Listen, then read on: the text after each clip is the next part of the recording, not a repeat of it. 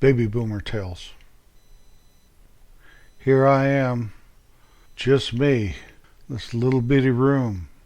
All kinds of people out there in the sanctuary. I'm supposed to stand up there, look out that big picture window, all those pine trees. Where is that preacher? He's late. Hope John and Don can find him. In the meantime, here I am by myself. How'd I ever get myself into this situation? God, if I'm not supposed to be here, find some way for me to escape. When I was a kid growing up, my mom and dad, my aunts and uncles, and my grandma and grandpa were basically the model for a good marriage that I had. I never even really thought much about it. I just always took it for granted. I never heard much fighting at all between my mom and dad. In fact, I'm not sure I ever witnessed a fight they had. As far as I knew, my aunts and uncles got along famously, and my grandma and grandpa were just always there. When I got a little older, I always had girlfriends, and I spoke of this once before, where I had a girlfriend my senior year of high school that wanted to get married, and I did not even entertain that at all, and it came to the demise of our relationship, sadly. I was happy-go-lucky. Everything was good. Everything was right. I had girlfriends and I didn't have girlfriends, and I had girlfriends again. About the time I was 22 years old, I lived up at the Jap camp, which was a cluster of 3 or 4 cabins there, barn and sheds, chicken coops. And I met a girl, and she moved from back east somewhere just because we liked each other. And after she moved back here, our relationship became strained, and we broke up. No big deal.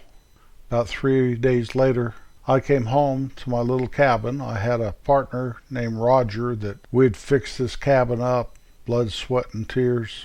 It was a nice little cabin. We had parties and girls over and stuff.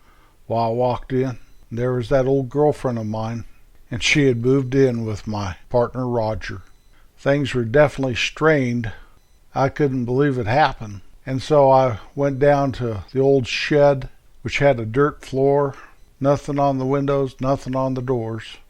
And I rebuilt wood stove from parts I found in some old irrigation ditches, put a blanket on the door, clear plastic on the windows, and I moved in. So I moved out of my nice little cabin and into the shed. And I proceeded to spend the winter there. And it was a tough winter. It was hard. And if it was 40 below outside, it was 45 below inside in the morning when I woke up, because there was no sun or anything. And I darn near froze to death. And I quit bathing, hardly ate anything, didn't see any girls. I tried that a couple times, but I stunk, and I was probably going a little crazy. And I lost any confidence I had with the female population whatsoever. Between being dumped by a girl, which wasn't a big deal, but her moving in with my partner there, moving me right out, I was just one step above a homeless person and too stubborn to actually do anything about it. And I really did lose confidence talking to girls. Well, I finally moved out of that situation, and I realized that it wasn't good for a man to be alone. I was a man. I was 22, 23 years old by then. I referred to myself in this era of my life a lot of times as a man-child. But I think that situation I had just come out of really made me grow up a lot. And I started wishing that I had a woman that I could depend on, maybe live with. Who knows, maybe someday even get married. First time I really thought like that my whole entire life. So I tried going to the bar, because where else you going to meet a girl? And I don't know about you, but the bar has never been a place for me. Basically, the only time I would go to a bar is if I wanted to shoot some pool. I used to like to shoot pool, but I'd look for a nice, quiet, dark bar instead of one of these places where all the single young people were hanging out trying to pick up and get picked up. Anytime I go to one of those kind of places, it just was not for me. I would just go to meet a girl, And I knew in my heart of hearts that I would never meet a girl that meant really something deeply to me in a bar. It got so bad I started asking God to help me find a girl. Now you have to know my relationship with God is I knew about him, but I didn't know him. So it was probably pretty much like me walking up to some stranger on the street and asking them for $1 million. Well, I kept asking anyway, and I'd go to the bar and I'd come back home dejected and forlorn, and I didn't know what the heck was going on. Now this doesn't mean that I didn't have dates, and that I didn't meet girls, that I didn't have fun with girls and have a good old time, because I did. But everything was empty and shallow for me. And I'm sure that the way I conducted myself towards young ladies I was sporting about, theirs is equally empty and shallow for them. As the years rolled by, I was starting to wonder if I'd ever find a woman that I could share my life with.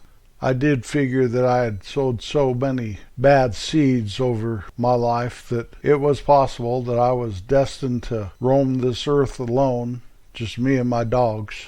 And I couldn't accept that at all.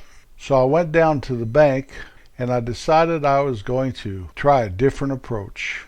I went in and talked to old Dick at the bank and borrowed $3,000 against my pickup truck, and I started taking girls out for fancy lobster dinners, one right after the other, after the other, after the other, with no success and no satisfaction. But I was crazy enough to not even realize that I was just throwing my money away because I was yelling into the wind and nobody could hear me. Well, I was taking out this little gal that she was pretty cute, but she kind of liked this other guy. So that was one of those things that even though I liked her, she didn't like me, and I felt like I was in junior high school. But like the true trooper that I was trying to be, I kept beating my head against the door, thinking maybe if I could do it just one more time, everything would be okay. Isn't that kind of the definition of insanity, doing the same thing over and over, expecting a different result?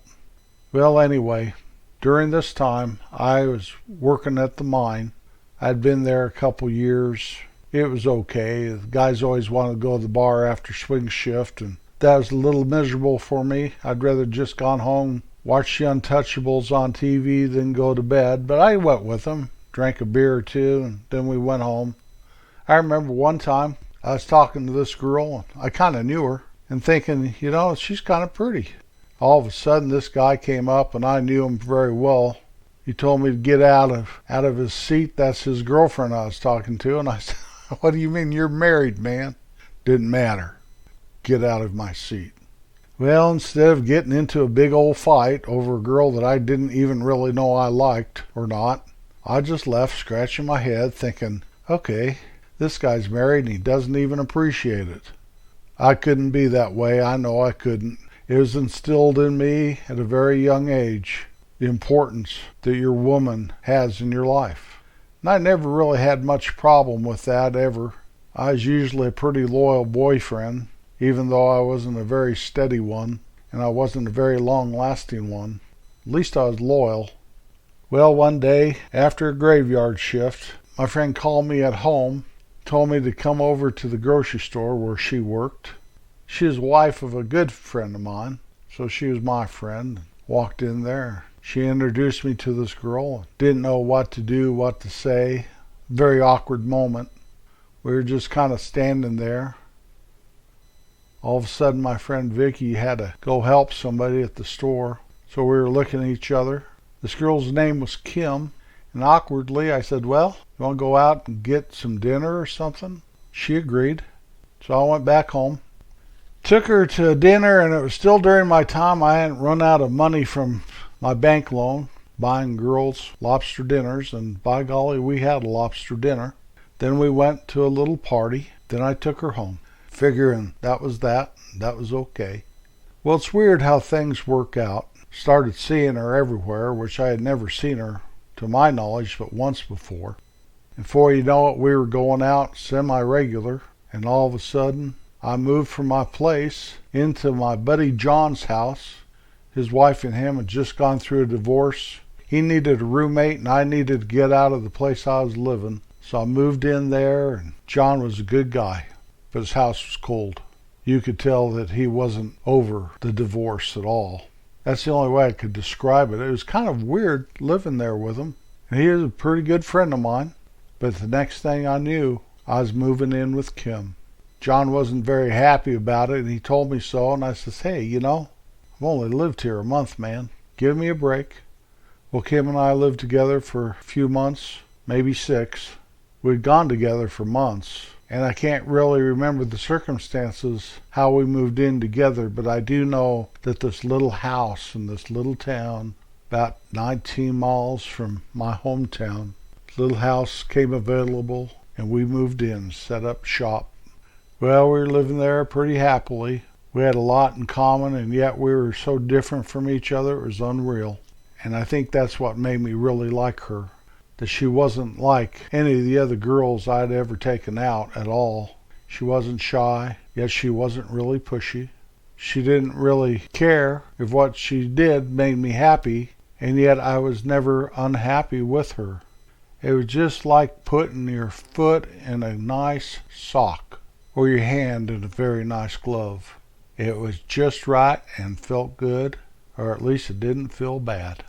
We were happy there in that little house. By the train tracks, that train would come by and kind of shake the house. At first I didn't like it because it was too close to the tracks, but then it became a comfort feeling for me. Well, one day she came home and said, my mom and dad are coming to visit. I go, okay. She said, you don't understand. Last time they came and visited, I was with this other guy, and I cannot do that again. So I would like for you and me to get married, and that would make it all probably pretty good with my parents. I said, I am not going to get married. Now, you have to remember, I used to ask God, that guy on the street that was walking down the street, and I was asking him for $1 million. And here he bestowed onto me the $1 million, a pure stranger, and I'm rejecting it. Well, I did reject it. So she packed up her goods over the next couple days. She said, I can't live here. I can't do that to my parents. And I'm done doing that kind of stuff to myself. I think I love you, but I can't live with you. And she left. And I sat there all smug and stubborn, my arms crossed. And all the air rushed out of my life. And my friend from the street kind of whispered to me that, you sure you want to drop that $1 million? Sure you want to just walk away from that? And I ran out and I looked for her and I searched for her and I found her.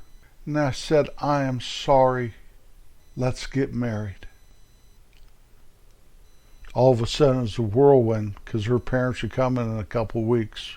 I informed her I didn't know anything about this stuff, but I'd gladly show up, but I can't do any of that. And my wife, or girlfriend at the time, fiance, let's don't call her that. I hate that term. I just assumed that was dropped from the English language. My girlfriend whipped that sucker together just like that.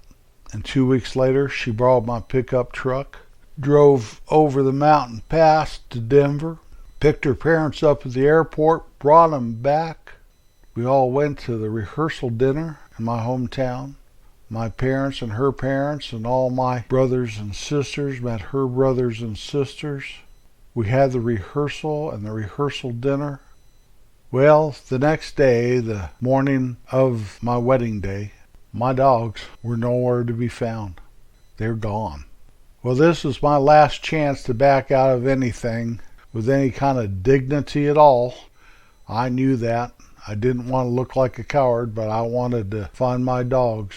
Actually, I was very much a coward because my dogs would have come home. Golly gosh, people'd see them up on the Continental Divide.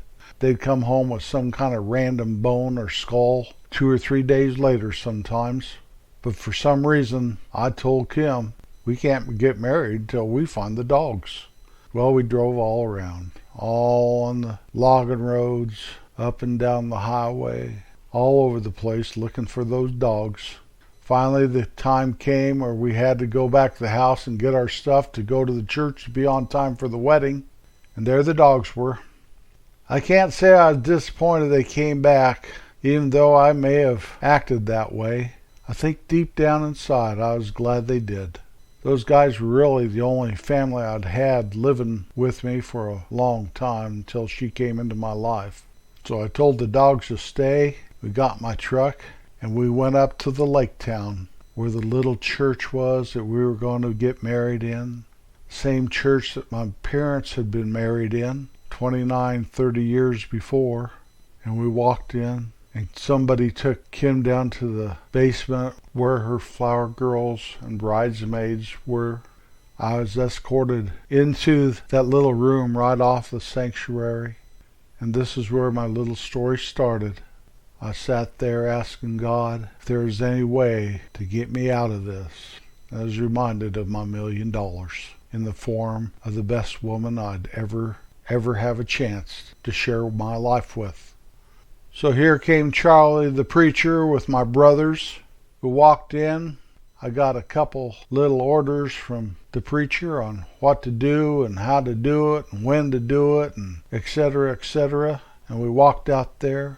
And I went out and stood up there at the podium looking at that beautiful, huge window with all the pine trees on the other side of the glass.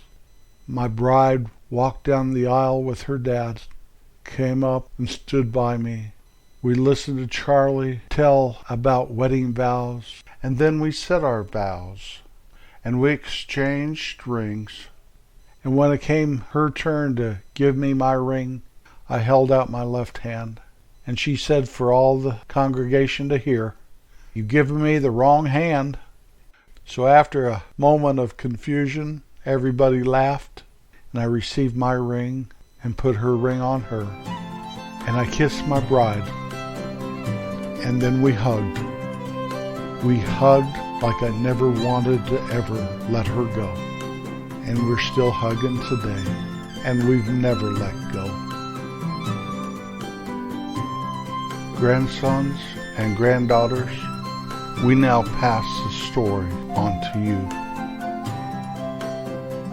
You can find us at babyboomertales.com.